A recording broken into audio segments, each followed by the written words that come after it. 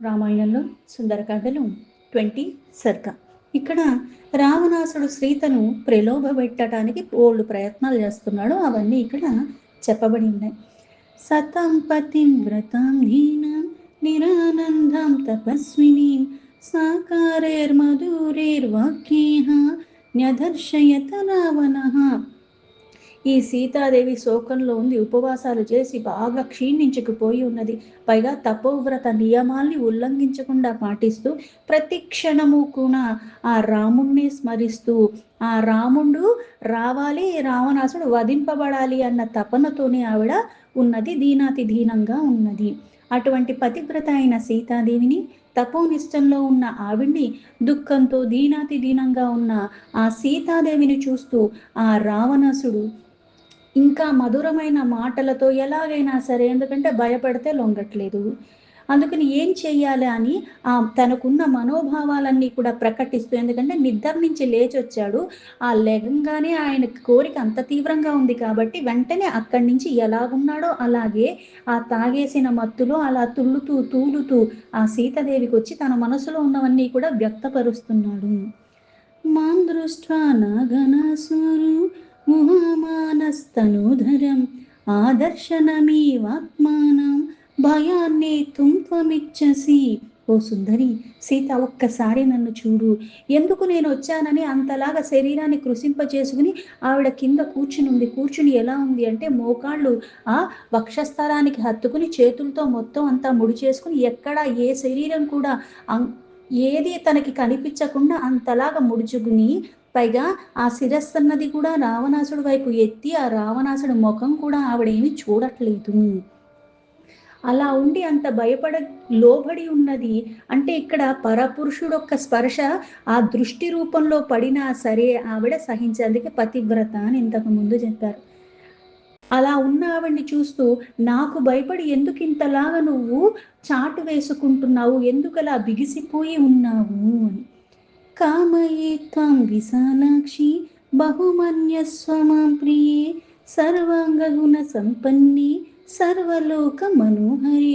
ఓ సర్వాంగ సుందరి, సద్గుణాలు సంపన్నంగా ఉన్నదానివి, సకల లోకాల్ని కూడా ఆహ్లాదకరంగా చేస్తున్న విశాలాక్షి, ఒక్కసారి నన్ను చూడు, నేను నిన్నే ప్రేమిస్తున్నాను, అందుకు నన్ను నువ్వు కూడా ఆదరించు.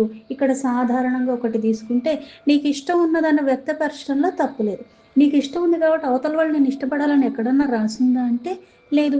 నీకు నిజంగా ఇష్టం ఉంటే అవతల వాళ్ళు దాన్ని స్పందించడానికి వీలుగా, దానికి తగ్గట్టుగా వాళ్ళు కూడా మనకి ప్రతిస్పందన ఇవ్వాలి అంటే, వాళ్ళకి మళ్ళీ అది అనుభవంలోకి రావాలి అంటే మళ్ళీ దీనికి ఒక వ్యవధి పడుతుంది.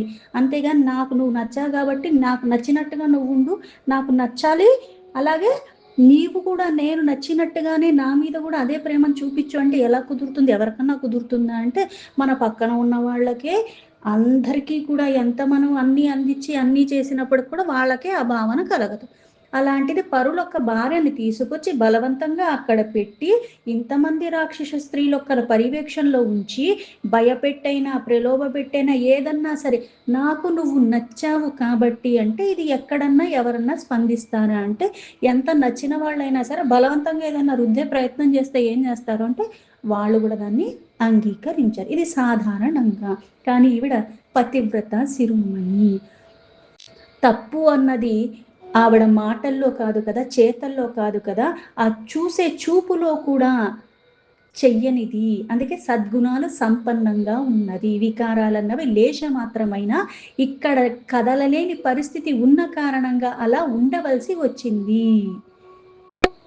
ఇన్ని మాట్లాడుతున్నప్పుడు కూడా ఆవిడ ఏమీ మాట్లాడలేదు. నేహకే చిన్మనుష్యావ రాక్షసాః కామరూపిణః వ్యపసర్పతు తే సీతే భయం మత్త సముత్థితం. పైగా ఇక్కడ ఇంతమంది ఉన్నారని భయపడిపోతుందంటే, ఇక్కడ మనకున్న ఈ ఆలోచన పరంపర అంటే, నేను కొన్ని సహజంగా చేస్తూ కొన్ని చూస్తూ నేను పెరిగినప్పుడు ఏమవుతుంది అంటే, అంతకు మించి బావిలో ఉన్న కప్పక అంతకు మించిన పరిపక్వత లేదు. అది చూసిన ప్రపంచం అదే, అది చేసింది అదే. నేనేది చేస్తున్నానో అవతల వాళ్ళు గూడా అలాగే ఉంటారన్నది తప్పితే అంతకు మించి ఆలోచించే అంత పరిపక్వత మనకి లేనప్పుడు ఎన్ని విద్యలు నేర్చుకున్నా అందుకే ఇక్కడ మళ్ళీ కామాతురుడైన కారణంగా కోరికన్నది ఎంత బలంగా ఉంటుందంటే ఎంత విద్వాంసుడినైనా సరే దిగజారిపోయేలాగా చేస్తుంది. ఆ కోరిక ఒక వస్తువు మీద ఉండొచ్చు, లేకపోతే ఒక దాని మీద ఉండొచ్చు, ఒక మనిషి మీద ఉండొచ్చు, ఏదన్నా అవ్వచ్చు. ఈ కోరికన్నది ఒక్కసారి నీకు అందుకే మనకి అరిషడ్ వర్గాల్లో చెప్పేదేంటంటే ముందుగా కోరికే చెప్తారు. కామ, క్రోధ, లోభ, మద, మోహ, మాత్సర్య. ఈ కోరికొచ్చిందంటే నీకు తెలీదు. విచక్షణ రహితంగా అయిపోతావు. అంటే ఇప్పుడు దేన్ని కోరుకోకుండా ఉండటం అంటే, ఆ వైరాగ్యం అన్నది కూడా సహజంగా రావాలి. తృప్తి అన్నది నీకు వచ్చినప్పుడు ఏమవుతుందంటే, లభించినప్పుడు ఆనందిస్తావు. దాని ఎడబాటు అయినా అది నీకు దక్కకపోయినప్పటికీ కూడా మళ్ళీ అప్పుడు కూడా తృప్తిగానే ఉండటం అన్నది వస్తుంది. ఇవి సహజ లక్షణాలు కావు మనకి. కొన్ని వాసనల కొద్దీ, కొన్ని కర్మల కొద్దీ చేసి చేసి ఉన్న కారణంగా జడ పదార్థాల్లాగా కొన్ని వికారాలు మనలో స్థిరంగా ఉండిపోయిన కారణంగా మళ్ళీ అవే కర్మలు చేస్తూ దాన్ని ఇంకా వృద్ధి చేసుకుంటున్నాను తప్పితే సిద్ధి పొందటానికి ఇవి తొలగించుకునే ప్రయత్నాలు కూడా చెయ్యాలన్న తలంపు కూడా రాకుండా అయిపోతాం ఈ కోరిక అన్నది తీవ్రంగా ఉంటే. అందుకే ఇక్కడ మళ్ళీ ఓ సీత, మనుష్యులకి గాని కామరూపులైన రాక్షసులు కానీ ఇక్కడ ఎవరూ లేరు కదా. అంటే ఇప్పుడు సాధారణంగా ఇప్పుడు ఎవరూ లేరంటే అర్థం ఏమిటి అంటే, కొంతమంది ఎలా ఉంటారు అంటే నలుగురు ఉన్నప్పుడు ఒకలాగుంటారు, చుట్టుపక్కల ఎవరూ లేనప్పుడు ఒకలాగుంటారు. ఇది సహజము. నేను అలానే చేసినప్పుడు అవతల వాడు కూడా ఇప్పుడు ఎవరూ లేరు కదా. అప్పుడైనా సరే నేనేదైతే నీ పట్ల ఉన్న ప్రేమని వ్యక్తపరుస్తున్నానో, ఇంకా నువ్వు కూడా పైగా ఇక్కడ నీకు ఇంకొక దిక్కు లేదు, గత్యంతరం లేదు. కొన్ని కొన్ని సందర్భాల్లో మనం ఎప్పుడైతే వికారాలతో ఉన్నా, అలాగే మనకి జ్ఞానేంద్రియ, కర్మేంద్రియ, ఈ మనస్సు, బుద్ధి అన్నది నీ ఆధీనంలో లేనప్పుడు ఏమవుతుందంటే, ఇంకా మనకి గతి లేదు కదా అని ఆ ధర్మాన్ని తప్పుతావు. సాధారణంగా ఉన్నవాళ్ళు ధర్మం తప్పి, ఎందుకంటే ఇప్పుడు నాకు అనుకూలంగా లేని పరిస్థితుల్లో ఇది చెయ్యవలసి వచ్చింది అన్నట్టుగానే మనం చెప్తూ ఉంటాము. ధర్మం అన్నది, సత్యం అన్నది నీకు అనుకూలంగా ఉన్నప్పుడు పాటించి, నీకు అనుకూలంగా లేదని విడిచిపెట్టటానికి కాదు. ఎటువంటిది వచ్చినప్పటికీ కూడా దాన్ని నువ్వు పట్టుకుని స్థిరత్వంతో ఉంటేనే కాలానుగుణంగా నీకు మళ్ళీ అన్నీ తొలగిపోతూ ఉంటాయి. ఇచ్ఛానుసారంగా నచ్చినప్పుడు ఇటు, నచ్చనప్పుడు అటు అన్నట్టుగా వ్యవహరించటం కాదు. అవే ఈ గాథలో కూడా చెప్పేది. దేన్ని పట్టుకుని ఎవరు తరించిపోతున్నారు, దేన్ని పట్టుకుని ఎవరు దిగజారిపోయి పతనానికి లోబడుతున్నారు అని. అందుకే ఇక్కడ ఎవ్వరూ లేరు కదా. మనుష్యులు లేరు, రాక్షసులు కూడా లేరు. కనీసం ఇప్పుడైనా సరే ఒక్కసారి నన్ను చూడు, నా వల్ల నీకేం భయం లేదు. స్వధర్మో రక్షసాం భీరు సర్వత్తేవాన సంశయః గమనం వా పరస్త్రీణాం హరణం సంప్రమత్యవా. పైగా నేనేదన్నా అధర్మాన్ని చేశానని అనుకుంటున్నావేమో ఓ భయస్వభావురాలా. నేను చాలా మందిని అలాగే బలవంతంగా పరస్త్రీలను అపహరించుకుని తీసుకొచ్చి వాళ్ళని పొందాను. రాక్షసులకి ఇదంతా కూడా స్వధర్మమే. నేను రాక్షసుణ్ణి, ఇందులో ఎటువంటి సందేహం లేదు. ఏవం చైతదా కామం తు నత్వాం స్ప్రాక్షామి మైథిలి కామం కామ శరీరే మే యథా కామం ప్రవర్తతం. అలాగే ఇప్పుడు పక్కన వాళ్ళని నొప్పించటానికని చేసినా, పక్కన వాళ్ళని ఒప్పించటానికని చేసినా కొన్ని కొన్ని మాటలు మనం మాట్లాడేస్తూ ఉంటాం సాధారణంగా. ఇక్కడ కూడా ఎలా అయితే బలవంతంగా చాలా మందిని తీసుకొచ్చాను, వాళ్ళని తీసుకురావటమే కాకుండా ఈ పొందటం కూడా నేను చేసి ఉన్నాను. పైగా ఇదంతా నా స్వధర్మం. అంటే ఇంతకు ముందు ఇలాగే చేశాను, అవి నేను మళ్ళీ ఇప్పుడు నీతో కూడా అలాగే చేశాను. కానీ నేను నిన్ను తాకనైనా తాకలేదు, ఇంకా తాకను కూడా అని చెప్తున్నాడు. ఎందుకు అంటే, ఇటు చూడు నువ్వు భయానికి లోబడి ఉన్నావు, సహజంగానే నాకు కోరిక ఎక్కువ, మన్మధుడు నాలో ఈ కామ వికారాలు ఎక్కువగా చేశాడు, అందుకు నేను దానికి లోబడిపోతూ ఉంటాను. కానీ నా పైన నీకు ప్రేమ లేని కారణంగా నేను నిన్ను తాకనైనా తాకను అన్నాడు. దీనికి మళ్ళీ ఇంకా పురాణాన్నే ఆధారం చేసుకుని ఉంటే ఏం చెప్తారు, రావణాసుడు ఒకానొక సందర్భంలో ఏదైతే బలవంతంగా ఒక అప్సరసని అనుభవించిన కారణంగా శాపం తగిలింది. అప్పటి నుంచి రాక్షస స్వభావం అయినప్పటికీ కూడా ఇష్టం లేకుండా పరస్త్రీని తాకినంత మాత్రం చేత కూడా మరణిస్తాడు. ఈ విషయాన్ని కప్పిపుచ్చి, నాకు ఇది ఉంది కాబట్టి నీ ఇష్టం వచ్చినప్పుడే నేను తాకుతాను, నీకు ఇష్టం ఉన్నప్పుడే నన్ను అంగీకరించినప్పుడే నన్ను స్వీకరించు అని చెప్పలేదే. ఇవన్నీ దాచిపెట్టి, పైగా నీకు ఇష్టం లేదు కాబట్టి, అంటే ఇప్పటికీ నాకు నీ పట్ల ఎంత ఇష్టం ఉంది అంటే, నీకు ఇష్టం లేని కారణంగా నేను నిన్ను తాకట్లేదు. అది కూడా మళ్ళీ ఆవిడకి ఏదో ఉపకారం చేసినట్టుగా. అంటే కొన్ని కొన్ని కోరికలు మనకి వచ్చినప్పుడు మనం మళ్ళీ ఎందుకు ఇంకో కోరిక వస్తుంది అన్నది ఎందుకు చెప్తాను అంటే, వికారం ఒకటి వచ్చిందంటే ఇంకోటి వచ్చి కూర్చుంటుంది. మనకి నచ్చినట్టు అవతల వాళ్ళు చేయకపోయినా కోపం వస్తుంది. అలాగే నాకు నచ్చింది నచ్చినట్టు నా దగ్గర ఎప్పటికీ ఉండకపోయినా కోపం వస్తుంది. మళ్ళీ దీన్ని సాధించుకోవటానికి కూడా నేను చెయ్యరానివన్నీ చెయ్యటానికి కూడా నేను సిద్ధపడిపోతూ ఉంటాను. అందుకే ఒకటి వచ్చిందంటే గమనించుకుని ఉండి దాన్ని తొలగించుకునే ప్రయత్నాన్ని కూడా విడిచిపెట్టిన కారణంగా నువ్వు గమనించుకునే లోపల అనర్థాలకి దారి తీసేలాగా బోల్డ్ వికారాలు వచ్చి కూర్చుంటాయి. అందుకే నీ ఇష్టం లేకుండా నేను తాకనైనా తాకను అని ఉపకారం చేసినట్టుగా మళ్ళీ, ఎందుకంటే ఆవిడ మీద కోరిక ఎంత తీవ్రంగా ఉంది అంటే ఆవిడని ఎలా అయినా సరే తన దాన్ని చేసుకోవాలి అనుకున్నాడు. దేవి నేహ భయం కార్యం మయి విశ్వసిహి ప్రియే ప్రణయ స్వాచ తత్వేన మైవం భూషోక లాలస. అందుకే ఓ దేవి, నీవు భయపడవలసిన పనే లేదు. నన్ను నమ్ము, మనస్ఫూర్తిగా నేను నిన్ను ఇష్టపడుతున్నాను, నువ్వు కూడా నన్ను మనస్ఫూర్తిగా ఇష్టపడినప్పుడే నేను నిన్ను తాకుతాను. అందుకు నువ్వు ఎందుకు ఇంతలా శోకిస్తున్నావు, శోకించకు, భయపడకు అని. ఏకవేణీధరాశయ్య ధ్యానం మలినమంబరం ఆస్థానే అప్యుపవాసశ్చ నైతాన్యోపాయికానితి. అలాగే ఇలా ఒక్క జడ వేసుకుని ఉన్నావు, నేలపైన పడుకుంటున్నావు, ఎప్పుడూ కూడా ఆలోచనలో పడిపోయి ఉన్నావు, నీ బట్టలు మాసిపోయినా నువ్వు కూడా దుమ్మిలో ఉన్నావు. ఏ కారణం లేకుండా ఎందుకు ఇంత తీవ్రమైన ఉపవాసాలతో నిన్ను నువ్వు కష్టపెట్టుకుంటున్నావు? అంటే నువ్వు ఇంత అందంగా ఉన్నావు కదా, చక్కగా అన్నీ ధరించి అన్నీ నువ్వు సేవించటానికి తగిన దానివి, కానీ అవన్నీ విడిచిపెట్టేసి ఎందుకు నిన్ను ఇంతలాగా నువ్వు కష్టపెట్టుకుంటున్నావు అకారణంగా? ఇంత చెయ్యాల్సిన అవసరం ఏమీ లేదు కదా. విచిత్రాని చ మాల్యాని చందన్య అఘురాని చ వివిధాని చ వాసాంసి దివ్యాన్యాభరణాని చ. ఓ మైథిలి, నీవు నన్ను చేరితే నీకు అసలు చిత్ర విచిత్రమైన మాలలేంటి, పరిమళాలతో ఉన్న చందనాలు, అగరులు, అనేక విధాలమైన మేలైన వస్త్రాలు, దివ్యమైన ఆభరణాలు, శ్రేష్టమైన పానీయాలు, అలాగే పడుకోవటానికి ఈ తల్పములు, ఆసనాలు, పైగా నువ్వు ఆనందించడానికి నృత్యాలు, గీతాలు, వాయిద్యాలు, ఇవన్నీ కూడా నువ్వు పొందుతావు. ఇవన్నీ పొందుతావు అని చెప్పటం ఏంటి అంటే, ఇప్పుడు ప్రలోభ పెట్టడానికి అనే చెప్పారు. అంటే సాధారణంగా ఇప్పుడు పరిపక్వత ఉన్నవాళ్ళు ఎలా అయితే ఏది చూసినా సరే 3 రకాలుగా ఉంటుంది. ఉత్తమంగా ఉన్నవాళ్ళు, మధ్యమంగా ఉన్నవాళ్ళు, అధమంగా ఉన్నవాళ్ళు.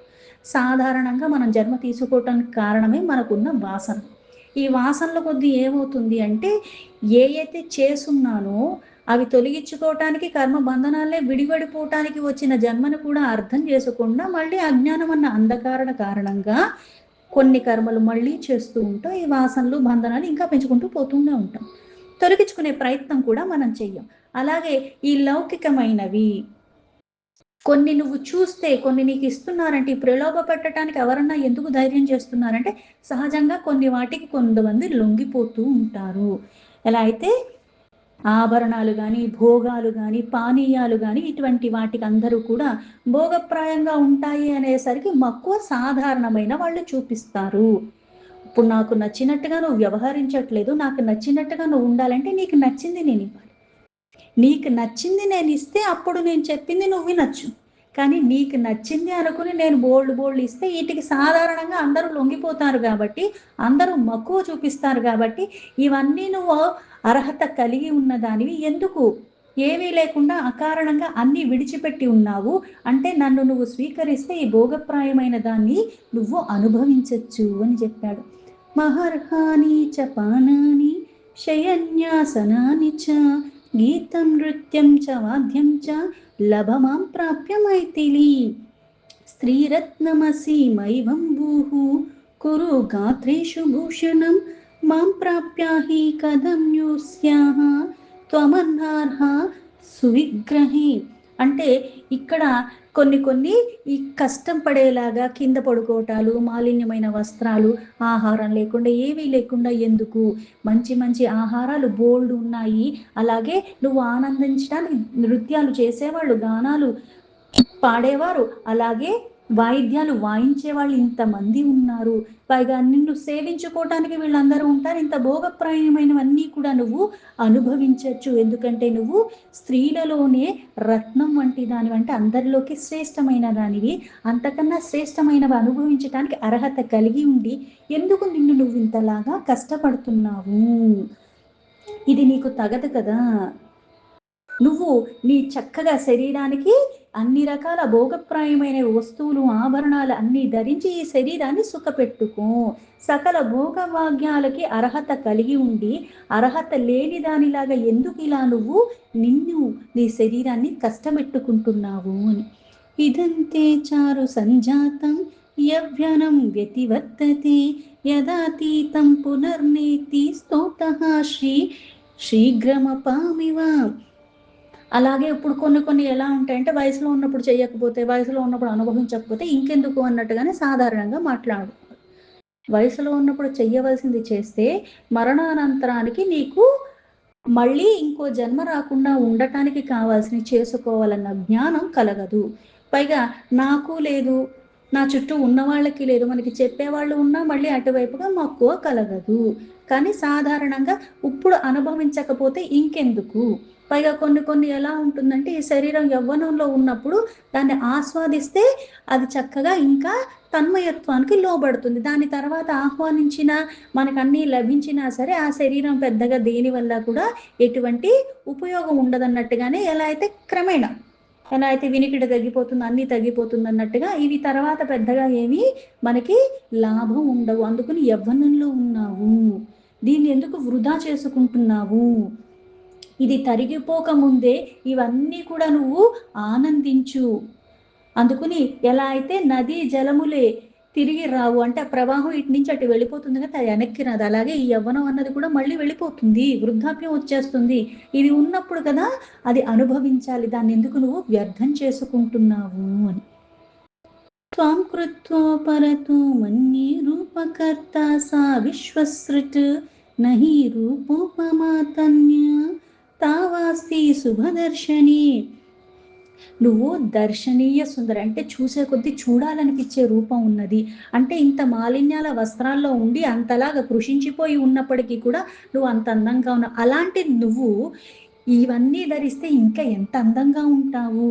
రూపశిల్పి అయిన బ్రహ్మ నిన్ను చేసేటప్పుడు తన సృష్టిలో ఉన్న రచనా కార్యాలన్నిటినీ కూడా ఇంకా నీతోనే అయిపోయిందన్నట్టుగా చాలించినట్టున్నాడు. అందుకే ఈ లోకంలో నీకు సాటి అయిన వాళ్ళు ఇంకో సౌందర్యవతి అన్నది ఎవరూ లేనే లేరు. నువ్వు సౌందర్యానికే పరాకాష్ట. ఇప్పుడు నిజంగా వికారాలు ఉన్నా లేకపోయినా అంతంత మాత్రం ఉన్నవాళ్ళు కూడా నువ్వు చాలా అందంగా ఉన్నావంటే వెంటనే ఉబ్బిపోతారు, తగ్గిపోతారు. నీకు లేదని నీకు తెలుసు, కానీ వినటానికి బాగుంటుంది కదా. అంటే ఇక్కడ ప్రలోభ పెట్టడానికి, పైగా ఇప్పుడు అవతల వాడికి నేనేం చెప్తున్నాను కదా, నీ మాట్లాడేది బట్టి నేను ఎంత దిగజారిపోతున్నానన్నది కూడా గమనించుకోలేని స్థితి. ఎందుకు? కోరిక. కోరిక వచ్చిందంటే ఆ కోరిక నెరవేర్చుకోవాలన్న తపన ఉంటుంది తప్పితే దీన్ని నెరవేర్చుకునే ఈ ప్రయాసలో నేను ఎంత దిగజారిపోతున్నానన్నది గమనించుకోవు. త్వం సమాసాద్య వైదేహీ రూపయవ్వనశాలిని కః పుమానాతి వర్తిత సాక్షాదపి పితామహ. అందుకే ఓ వైదేహి, నీకు చక్కని రూపం ఉన్నది, నిండైన యవ్వనంలో ఉన్నావు. నిన్ను పొందినవాడు సాక్షాత్తు సృష్టికర్త అయిన పితామహుడు అయినా సరే నిన్ను విడువడు. అంటే నువ్వు దక్కటమే అరుదు, అలాంటిది దక్కిన దాన్ని ఎవరు వదులుకుంటారు? అంటే బ్రహ్మకైనా సరే సృష్టికర్త అతనికి కూడా ఆ వ్యామోహం కలుగుతుంది. అటువంటి రూపం నీది. అంటే ఎవరైనా సరే చంచలత్వానికి లోబడిపోతారు, నిన్ను వదులుకోవటానికి ఎవరు ఇష్టపడరు. అటువంటి రూపం నీది. అంటే ఇక్కడ ఆ బ్రహ్మ సృష్టికర్తకే అలా ఉన్నప్పుడు నేను సామాన్యుణ్ణి, నేను రాక్షసుణ్ణి, నావి ఇవన్నీ సహజంగానే ఎక్కువగా ఉంటాయి, నేను నిన్ను ఇష్టపడుతున్నానంటే నా కోరిక నీ మీద అంత తీవ్రంగా ఉన్నది అని వ్యక్తపరుస్తున్నాడు. యత్యత్ పశ్యామి తే గాత్రం శీతాంశు సదృశానని తస్మిన్ తస్మిన్ పృతుశ్రోణి చక్షుర్మమ నిబధ్యతే. పైగా చంద్రుడిలాగా అంత పూర్ణమి రోజు ఎలా అయితే ఉంటాడో అలా ఉన్న నీ మొహము, అలాగే నీ అవయవ సౌందర్యం. అంటే నిజంగా ఇవన్నీ కూడా ఎవరిని వర్ణిస్తాడు అంటే, ఇప్పుడు నేను కన్నా నా కూతురు ఉన్నప్పటికీ కూడా ఆ కూతుర్ని తండ్రి ఎప్పుడు అలా వర్ణించడు. ఆ దృష్టితోనూ చూడకూడదు, చూసినా కొన్ని విస్మరించాలి. అంతేకాని ఇది బాగుంది ఇది బాగుంది అన్నట్టుగా వర్ణించటం మొదలు పెడుతున్నావు అంటే అర్థం ఏంటంటే వికారం ఉన్నది. ఇప్పుడు తల్లికి అక్కకి చెల్లికి ఇట్లాంటి వ్యత్యాసాలు కూడా తెలియకుండా, అలాగే నీది కాందనంటే నీ స్త్రీని నీ భార్యను నువ్వు వర్ణించుకో, నీ భార్య దగ్గర వర్ణించుకో అంతవరకే. కానీ మళ్ళీ పరస్త్రీని కూడా మళ్ళీ తోబుట్టులాగో తల్లిలాగో చూడాలి, లేదా కూతురులాగా చూడాలి. అది మానేసి మళ్ళీ ఇట్లాంటి వికారం కలిగి ఉన్న కారణంగా అది మళ్ళీ మనము వర్ణన కూడా చేసే అంత స్థితికి దిగజారిపోతూ ఉంటాం. అందుకే ఇక్కడ మొహం దగ్గర ఆగాడంటే లేదు, ఆ శరీరాన్ని అంతా కూడా మళ్ళీ తనవై తీరా నాకు చూడాలనిపిస్తుందంటే అంత వికారానికి లోబడిపోయి ఉన్నాడు. పైగా నువ్వు చాలా అందంగా ఉన్నావు, ప్రతిదీ నాకే సొంతం కావాలి, నీ యొక్క ప్రతి అవయవం కూడా అంత అందంగా ఉన్నది. అందుకే నిన్ను చూస్తూ ఉంటే ఆ చూసే కొద్దీ నా చూపు అక్కడే ఆగిపోతుంది. అంటే నిన్ను చూడకుండా ఉండలేని స్థితి. నిన్ను చూస్తూనే ఉండాలనేలాగా, ఇది నాకే కావాలనేలాగా. అంటే నన్నెందుకు ఉపేక్షిస్తున్నావు? ఇంత కోరికతో తహతహలాడిపోతున్నాను నేను. నా పైన కూడా నీ దృష్టి నువ్వు పెట్టు, నన్ను నువ్వు స్వీకరించు. ఇప్పుడు ఏదన్నా సరే, ఇప్పుడు నాకు నీ మీద ఇష్టం ఉన్నా లేకపోయినా, లౌకికంగా తీసుకున్నా సరే, నేను నిన్ను అడిగి నువ్వు ఏమనుకుంటున్నావో అది వేచి ఉంటాను అని చెప్పి నేను వెళ్ళిపోవటం వేరు, నీవు నీ దారిన వెళ్ళిపోవటం వేరు. నేను బలవంతంగా నిన్ను తీసుకొచ్చి ఇక్కడి నుంచి వెళ్ళే గతి లేకుండా నేను అక్కడ పెట్టి, పైగా ఇన్ని చేసినప్పుడు సాధారణంగా ఉన్నవాళ్ళు, అంటే వికారాలు ఉన్నవాళ్ళు, గతి లేదు స్థితి లేదు అనుకున్న వాళ్ళు ఏమంటారు, ఈ ప్రలోభాలకి లొంగిపోతారు. కానీ ఇన్ని మాట్లాడినా ఏది చెప్పినా సరే, అంటే ఇక్కడ ఎంత నియంత్రణలో ఉంది అంటే, ఇప్పుడు నీకు నచ్చని మాట అవతల వాళ్ళు మాట్లాడి ఎన్నో ప్రలోభ పెట్టేలాగా మాట్లాడినప్పటికీ కూడా స్పందన వస్తుంది, కోపం వస్తుంది. కానీ ఆ కోపాన్ని కూడా వ్యక్తపరచకుండా ఆ బాధలోనే ఉంటూ రాముణ్ణే స్మరిస్తూ, అంటే ఇప్పుడు తపోనిష్ఠురాలు అని ముందు చెప్పారు, పతివ్రత అని చెప్పారు. అంతే ఏంటి అంటే, ఏది జరిగిన సందర్భం నీకు అనుకూలంగా లేదు కాబట్టి నేను శృతి తప్పినట్టుగా మతి తప్పినట్టుగా మాట్లాడానంటే కుదరదు. ఆ నియమం నీకుండాలి. నీకోసం చుట్టూ ఉన్న ప్రపంచం మారదు, ప్రపంచం ఇలాగే ఉంటుంది. రావణాసుడు, శూర్పణఖ, కైకేయి అన్నట్టుగానే అందరూ ఉంటూ ఉంటారు. కానీ నువ్వు ఏంటంటే నీ జ్ఞానేంద్రియ కర్మేంద్రియ మనస్సు బుద్ధి పరిపక్వత చెందే స్థితికి నేను వెళ్ళాలి కాబట్టి కొన్ని అందుకే చూసింది అందులో ఉన్న ధర్మాన్ని స్వీకరించు. చెయ్యటం కూడా అవతల వాళ్ళు ఏది చేసినప్పటికి కూడా నా ధర్మాన్ని, ఆ సత్యాన్ని నేను విడిచిపెట్టకుండా ఉండేలాగా ఉండటం అన్నది మనం స్థిరత్వం తెచ్చుకోవాలి. చంచలత్వానికి లోబడకుండా ఉండటము. అవన్నీ ఉన్నాయి కాబట్టి ఇన్ని రకాలుగా మాట్లాడుతున్నప్పటికీ కూడా ఆవిడ ఎటువంటి స్పందన ఇవ్వకుండా అలాగే ఉన్నది. దీంతో రామాయణంలో సుందరకాండలో 20 సర్గాలు 15 శ్లోకాస్ సంపూర్ణం.